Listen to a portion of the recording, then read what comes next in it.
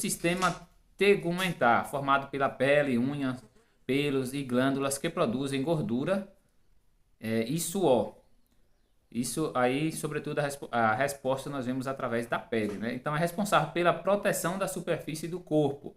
Então, isso vai ser também ali o equilíbrio térmico. Então, a questão de quando alguém está com febre. A febre não é em si uma doença, mas é um sinal de que há alguma coisa errada no corpo, que pode haver ali um agente invasor, que pode ser um vírus, né, no corpo ou uma bactéria. Então, normalmente, vai ter essa resposta de que há alguma coisa errada através ali da febre. A febre vai identificar. Então, o corpo humano tem aí uma média de temperatura que é a ideal, né, que fica em torno aí de 36 até 37 graus e meio. Então, pode ser essa variação, mas nunca mais do que isso, que já é considerado febre, quando passa de 37 graus e meio, né? Então, para ter uma noção, essa parte de temperatura ela é importante até mesmo para o sistema reprodutor. Então, o homem, se ele toma muita quintura, né, ou falar diretamente aqui do homem, né, pode comprometer também ali a produção de espermatozoides, né? Então, é tudo interligado. Os espermatozoides, para se desenvolver, eles precisam estar em uma temperatura ideal. Então, essa questão da temperatura a gente pode perceber até mesmo ali no saco escrotal. Então, quem é homem aí sabe um pouquinho, ou até mesmo as mulheres também podem ter esse domínio, esse conhecimento, mas o saco escrotal, né, que onde reserva ali, onde é produzido, onde é reservado, armazenado o espermatozoide, eles vão ter uma movimentação de forma que proteja contra a questão do se tiver frio e quando está também muito quente. Então ele há uma movimentação, né, às vezes de expansão ou não, né, para ficar equilibrado a temperatura. Então estou só dando aqui mais um exemplo aí, uma dica, até uma curiosidade também de como o corpo humano regula a temperatura. Bem, nós estamos aqui ainda mostrando exemplos, né, sobretudo aqui a pele, ó.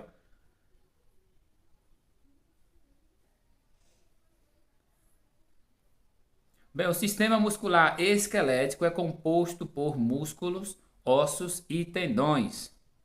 Isso aqui é responsável pela locomoção, pela movimentação. Então, a principal função desse sistema é servir de estrutura para a proteção, sustentação e locomoção do corpo. Também participa da formação de elementos do sangue, sobretudo quando falamos dos ossos, né? Temos ali a medula, né? A medula óssea, né? Que também é responsável ali pela produção do sangue, né? Das células sanguíneas. Então, cada parte do corpo humano ali tem uma responsabilidade, né? Então, é muito interessante aí a gente compreender, né? Tanto que temos ossos diferentes, né? As pessoas chamam, tem aqueles ossos, tem os ossos lisos, né?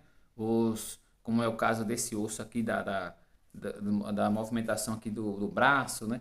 Nós temos ossos de ligamentos também com mais juntas, né? Como é o caso da patela, no joelho. Então, são órgãos que vão ajudar ali na questão da movimentação, né? E temos ossos, na verdade, que eu estou dizendo, e temos outros ossos com funções mesmo diferentes, até mesmo dessa de questão de células, né? Armazenam informações importantes, como vão ser utilizadas aí para a produção do próprio sangue, né? São células que vão produzir, que vão se tornar depois o sangue, né? Então é o caso ali da medula óssea. Então são aqueles ossos que praticamente tem, como as pessoas chamam de tutano, não sei se é assim em todo o Brasil, mas que é aquela parte do osso em que ela é opaca, né? E é composta ali por uma certa massa, uma massa branca ou amarelada, né? E aqui nós temos o sistema esquelético, né? Então nós temos ali diversos ossos e cada osso tem um nome, viu? Que fique claro também isso, ó. O crânio, normalmente eles são, me parece que 8 ossos, né? Que formam o crânio, né? Tem ali o frontal, o parental, são diversos tipos de ossos, mas eles estão unificados, né? Mesmo assim ainda mostra ainda ali o ponto de encontro entre eles de cada parte desses ossos. A mandíbula, nós temos ali as costelas, né, que tem a função ali de proteger os órgãos vitais. Veja aí como é interessante o corpo humano.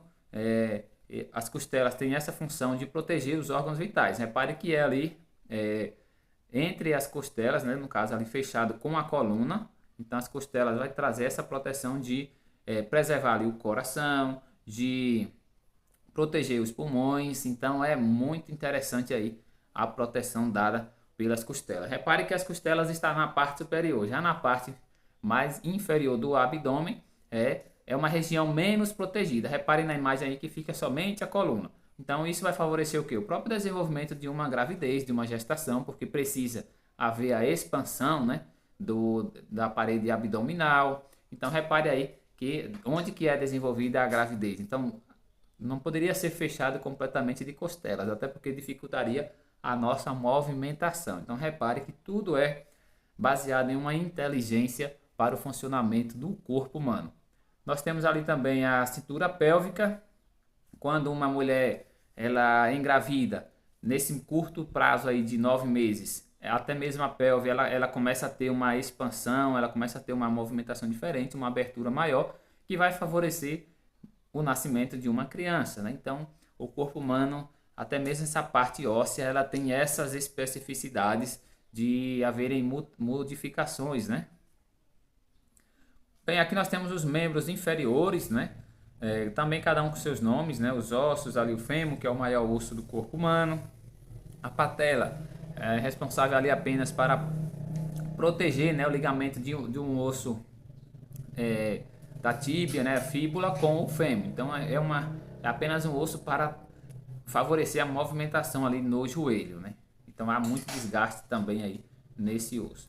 Bem, o outro sistema, o sanguíneo, compreende uma parte líquida chamada de plasma e uma parte sólida, então qual contém células sanguíneas. Então o plasma, digamos que é um líquido em que ele não tem uma outra função, apenas de preencher para que sobre ele possam transitar ali as células, né, a hemoglobina, né, as hemácias, né, são células que são ligadas aí sobretudo a hemoglobina que dá essa coloração avermelhada. Nós temos as hemácias, então células que o seu formato é para levar o oxigênio, né, para as diferentes células do corpo humano, em toda a região do corpo humano. Então o sistema sanguíneo ele chega em todas as regiões.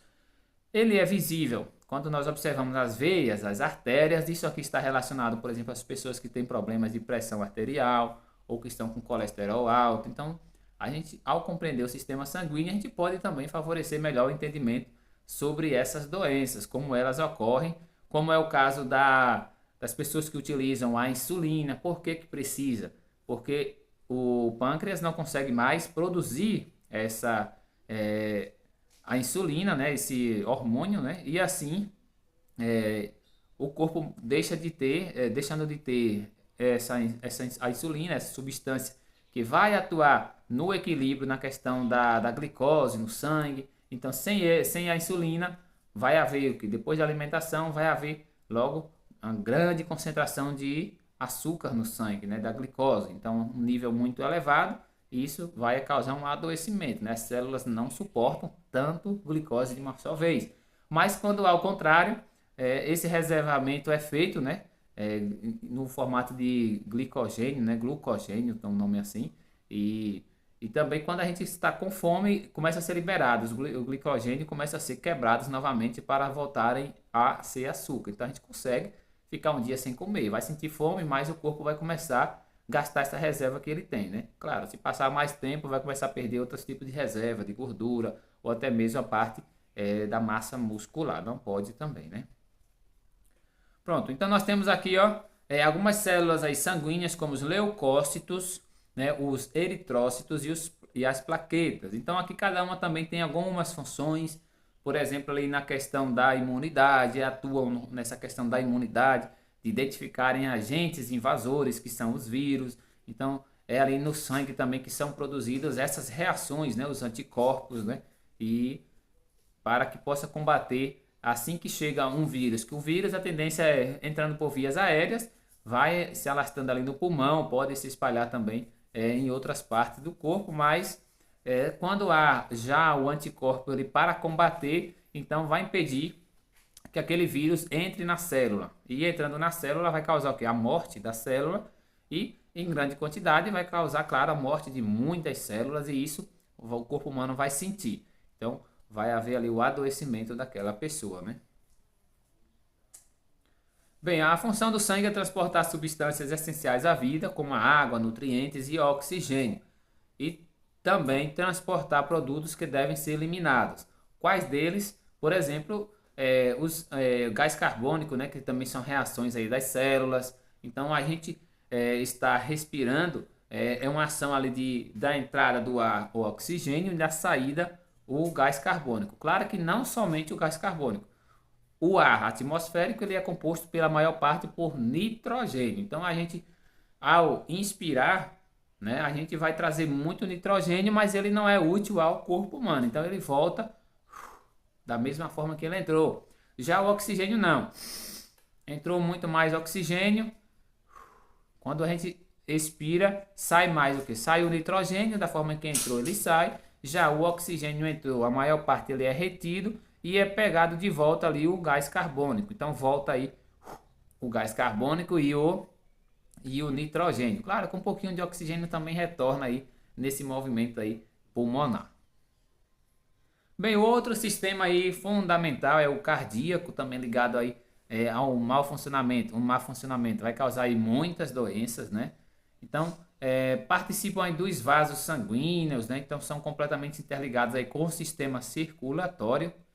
A função do coração é receber o sangue venoso, que vem das veias, e é pobre em oxigênio. Então, é aquele sangue de retorno. Então, digamos aí que as pessoas que têm varizes, que têm esse comprometimento aí na circulação, é mais o que descer o sangue, né? Vai para, assim que a gente respirou do pulmão, ali vai o coração, né? Dá o impulso pelas artérias, aí vai para os diferentes órgãos. Mas ao retornar, vem pelas veias, né? Que é um sistema mesmo parecido com as artérias, mas diferente. As veias trazem aquele sangue das células, né? Que aqueles resíduos também da movimentação celular, traz de volta, passando ali também o pulmão, o coração manda para o pulmão, né? E ali quando ao passar ali próximo aos alvéolos, há essa troca. Então o gás carbônico sai pelos alvéolos pulmonares e aí a gente joga para o ar, né? Então é uma troca aí muito rápida e constante no corpo humano. Então tem que haver sempre essa renovação, tirando um pouquinho essas substâncias que não são fundamentais para o corpo humano, que são até tóxicas, né? Se ficarem em excesso, a exemplo do gás carbônico, né? Então, o gás carbônico, ele em excesso, ele é tóxico, né? Claro que a gente não vai, pelo próprio gás carbônico do corpo humano, né, perder a vida, mas em situações de que não é um elemento necessário a ser reutilizado para o corpo humano. Já o oxigênio a gente precisa constantemente, né? O gás carbônico é mais um movimento de saída. E aí a gente faz essa troca com as árvores, né? As árvores, elas, nas reações ali da fotossíntese, elas vão produzir o oxigênio, né? Elas vão, assim como as algas também, elas produzem o oxigênio, né, nessas reações e absorvem também esse gás carbônico, né? Bem, aqui nós temos um exemplo aqui do sistema cardíaco, ó, o funcionamento aí do coração. Então nós temos ali as saídas, veias pulmonares esquerdas, tá vendo? Então são ali 8, para os pulmões são duas direitas, veias pulmonares esquerdas e veias pulmonares direitas, né?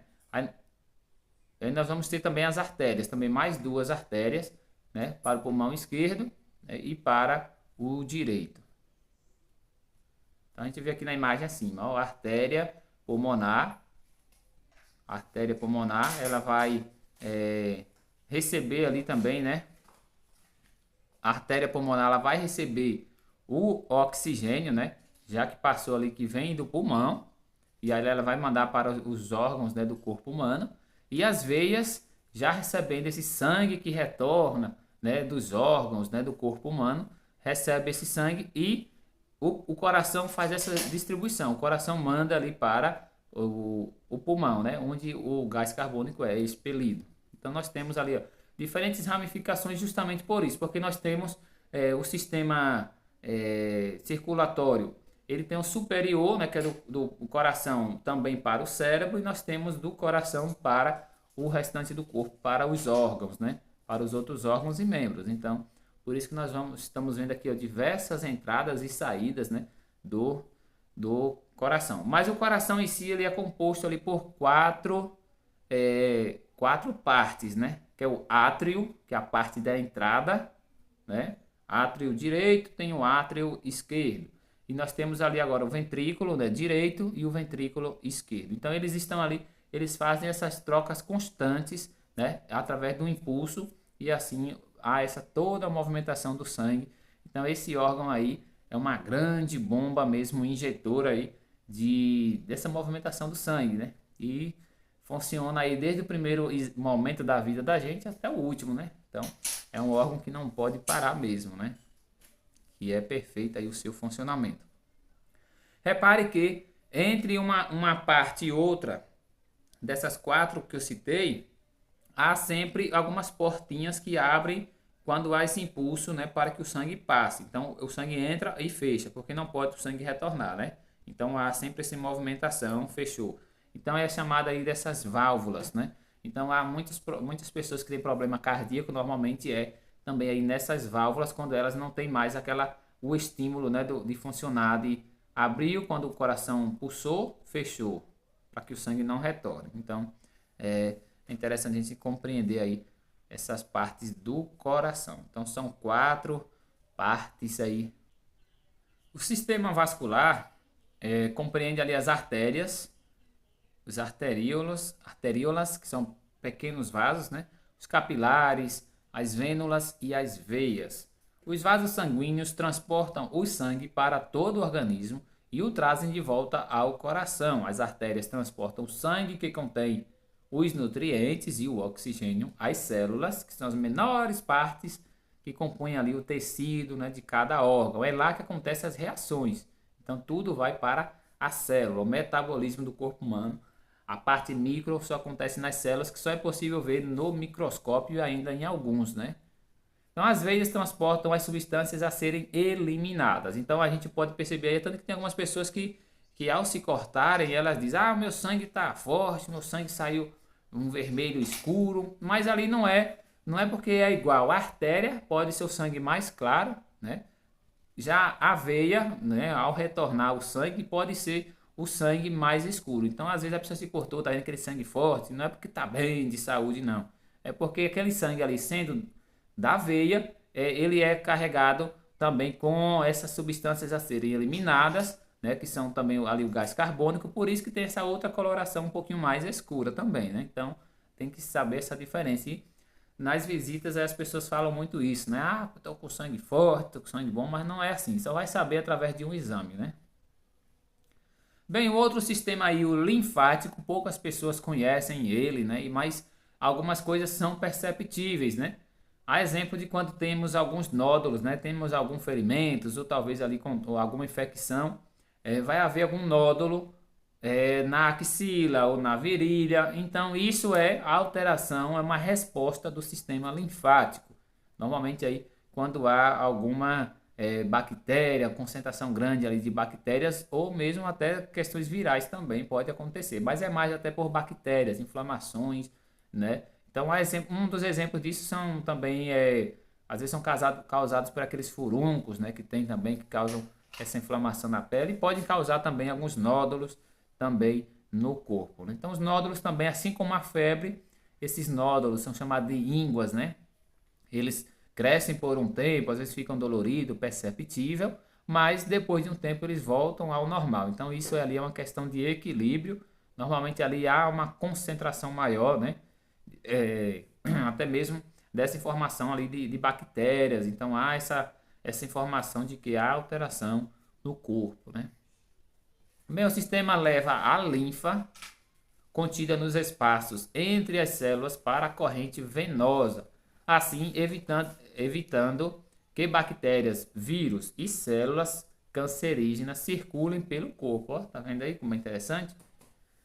Ele transforma substâncias que não podem ser removidas pelos capilares sanguíneos. Então, é um outro sistema, é como se fosse um sistema parecido com o sistema circulatório sanguíneo, mas nesse caso é a linfa, né? Então, a linfa é como se fosse um pouquinho, é como se fosse, vamos imaginar aqui um líquido incolor uma água, né? Mas claro que é uma composição diferente, mas faz essa movimentação, né? Mas é diferente, é paralelo ao sistema circulatório sanguíneo, né?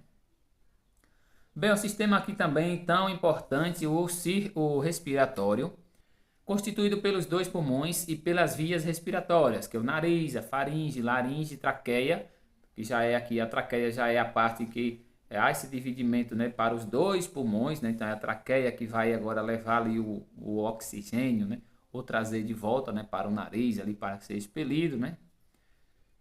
Bem, é a função das vias respiratórias filtrar, aquecer, tanto que o nariz tem um pouquinho de pelo, né, justamente para isso, para ajudar também ali filtrar, né, para que não entre nada de impurezas, né, maiores e que venha comprometer ali o pulmão. Tanto que quando a gente acaba espirrando, é uma forma de eliminar alguma coisa, algum agente invasor também.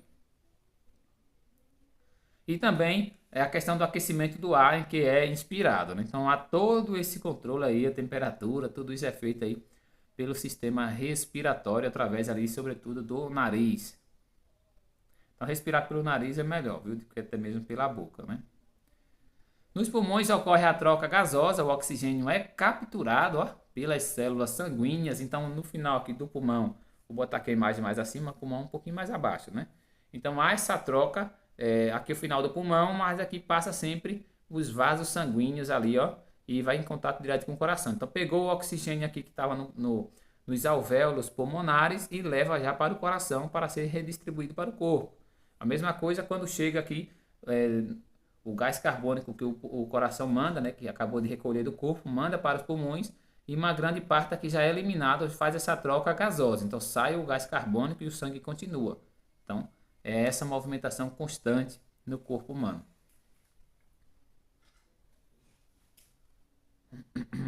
Pronto, aqui nós temos o sistema respiratório.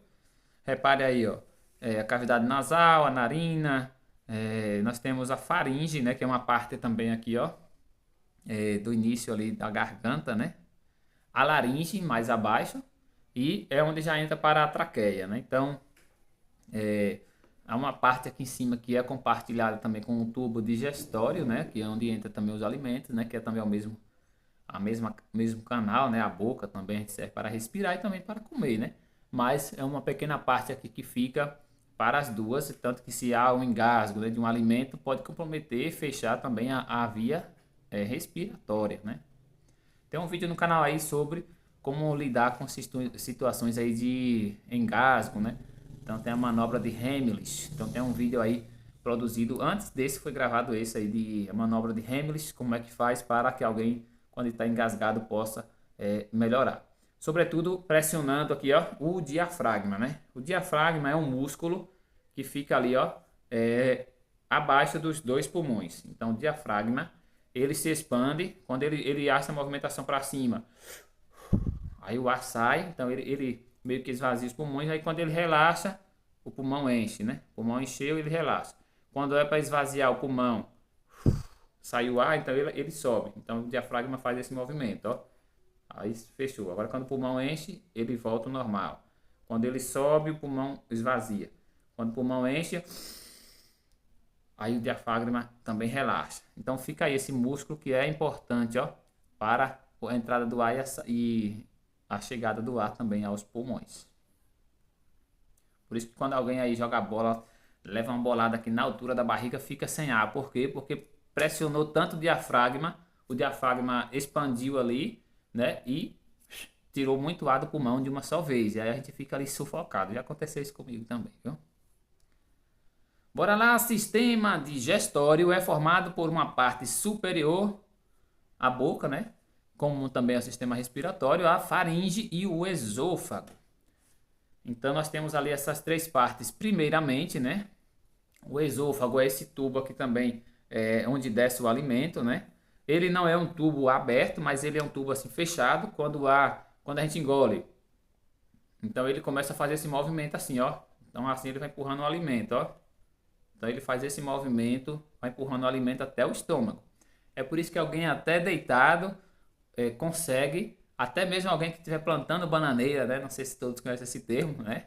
Que está ali com a cabeça para baixo e os pés para cima, consegue engolir, porque é esse movimento no músculo, no esôfago, que vai fazer com que o alimento ele desça, né, para o estômago, né?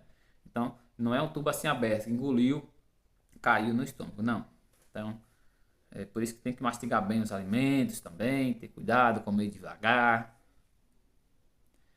Bora lá, a parte superior tem a função de ingerir, engolir, triturar, umedecer os alimentos por meio da saliva. Já começa aqui em cima a digestão, né, do alimento, né? E transformar esse alimento em um bolo alimentar, que é onde vai descer, né, que é a parte pastosa, que desce para o estômago. A parte mediana é composta pelo estômago e pelo intestino. Então o estômago é que reserva ali a maior parte do alimento assim que chega, e lá tem o suco gástrico também que vai fazer a digestão. Então é uma bolsa com um pouquinho desse suco gástrico, por isso quando você for deitar, o estômago ele é mais de lado. Então deite mais sobre o lado esquerdo, porque assim a bolsa do seu estômago ela vai continuar com líquido lá dentro. Agora se você deite ao contrário para o lado direito, é como se essa bolsa do estômago, eu não sei se eu falei o nome trocado aí antes, ela vai ficar ao contrário, vai ficar invertida, e aí o suco gástrico que estava no interior do estômago, ele pode ir para a parte ali do esôfago, né, a parte inicial do esôfago, mas tem sempre lá uma travinha, né, uma portinha fechando para que não haja o retorno. E quando essa válvulazinha não fecha, aí acontece o que? O refluxo, né? Então, abriu um pouquinho, dá refluxo. Ela tem que ficar sempre fechada. Entrou o alimento, engoliu, ela abre, fechou. Então, algumas pessoas têm problema aí, refluxo, né? Gastroesofágico. É quando essa válvulazinha ali entre o esôfago e o estômago não funciona bem. Então é aqui o sistema digestório. Lembrando que o sistema digestório ele vai ter aí órgãos que são complementares, né, que vão funcionar ali de apoio, né? Nós temos ali o fígado, o pâncreas que vão produzir, né, que vão produzir também ali enzimas, né, hormônios para facilitar ali tanto a digestão, a quebra do alimento, né? A transformação daquele alimento grande em micro, né? E os nutrientes também vão favorecer que são reabsorvidos. Então, essa função ali também desses órgãos é pegar, reabsorver tudo que tem ali no alimento. Até mesmo na parte inicial do estômago, ainda tirando tudo que é de nutriente, sais minerais que tem naquilo que a gente ingeriu. Somente o resto mesmo é que vai ser excretado, né? O intestino ele é composto aí por duas partes, tá vendo? A parte mais central ali é a parte menor, né? As pessoas falavam, não sei se é em todo o Brasil assim, né? Mas é como falar que é tripa, né? Falam assim, né? Tripa, né? Que é aquela partezinha ali menor. E vai ter também o intestino, o intestino, eita, esqueci agora o nome. Tem o intestino delgado, né? E o intestino grosso, né? Não sei se eu troquei aqui agora, não é que pode esquecer o nome, hein? Então o delgado, essa parte é menor, e o intestino grosso ali que é a parte que vai ser excretado o alimento. Até a parte final ali, ó. Então nós temos aqui o reto, o ânus, que é a parte final. Então é isso, já estou aqui dando alguns detalhes, né?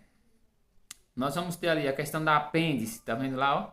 Apêndice secal. Isso há um animal que tem, não sei se é o coelho, que ainda funciona, né? Como se fosse duas saídas, né, para excretar os resíduos, né? Então, o corpo humano passando também por essa adaptação, hoje não utiliza mais o apêndice, mas infelizmente, mesmo não utilizando, que é uma partezinha ali no início do intestino grosso, né? E aí fica uma ramificaçãozinha para baixo, mas não consegue eliminar nada por ali, porque não tem mais saída, né, no corpo humano.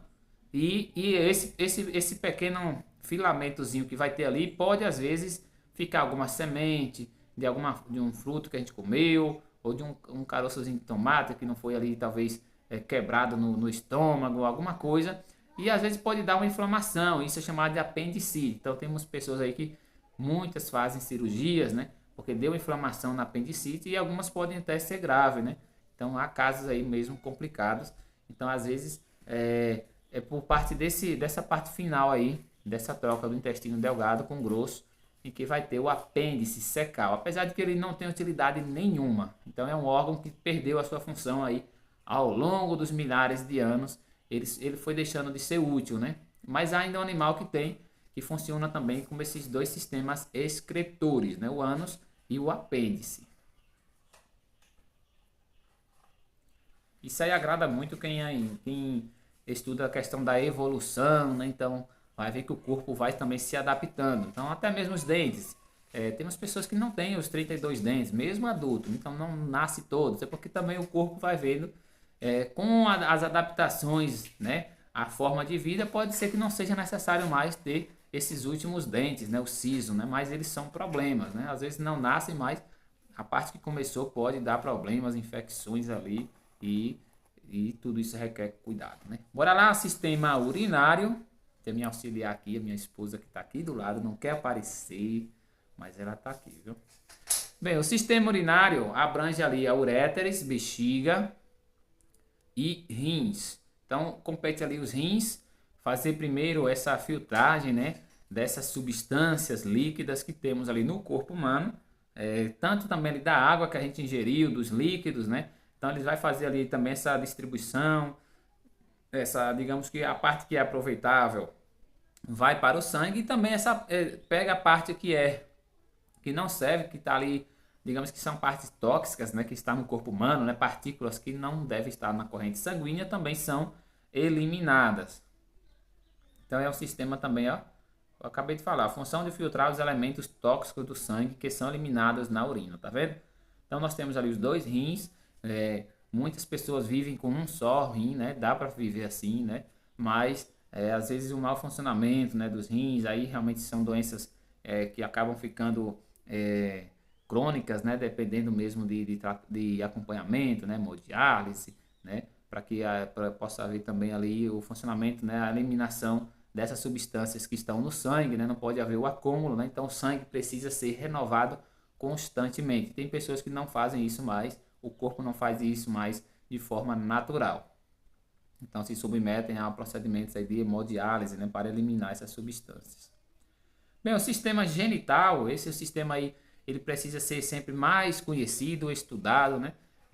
Diz diretamente aí sobre a reprodução humana, né?